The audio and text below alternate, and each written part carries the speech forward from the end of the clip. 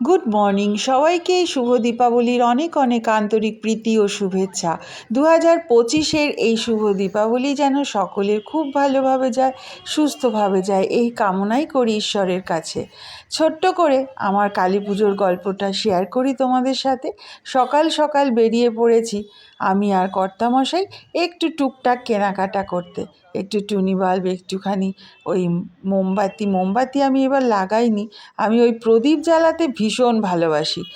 সারা বাড়িতে যখন প্রদীপে সেজে ওঠে না, কি যে ভালো লাগে। প্রত্যেকটা বাড়ি সেজে ওঠে আর বাজারটাও দেখতে খুব সুন্দর লাগে। দেখো, নানা রকমের প্রদীপ। যাই হোক, টুকটাক কেনাকাটা করে আমি আর কর্তামশাই আবার অটো ধরে ছুটেছি বাড়ির পথে। বাড়িতে এখন রান্নাবান্না করতে হবে। আজকে তো আবার 14 শাক খায়, তাই একটু 14 শাক নিয়ে এসছিলাম বাজার থেকে।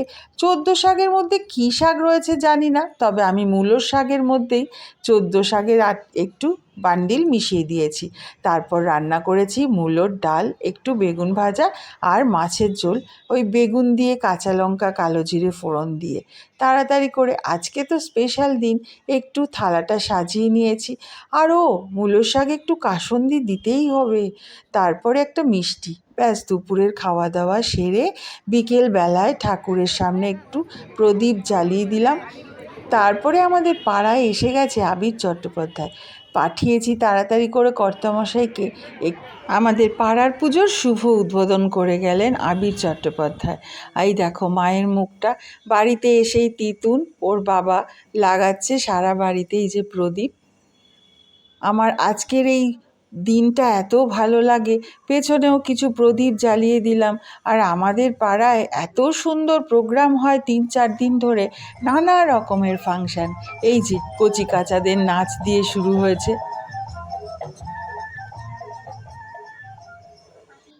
তারপর একটু চলে আসলাম প্যান্ডেলে। আমাদের প্যান্ডেলের ঠাকুর দর্শন করে নাও।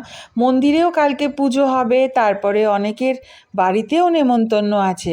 কালী পুজোতে আবার লক্ষ্মী পুজো হয় না, আমার বান্ধবীদের বাড়িতে যেতে হবে।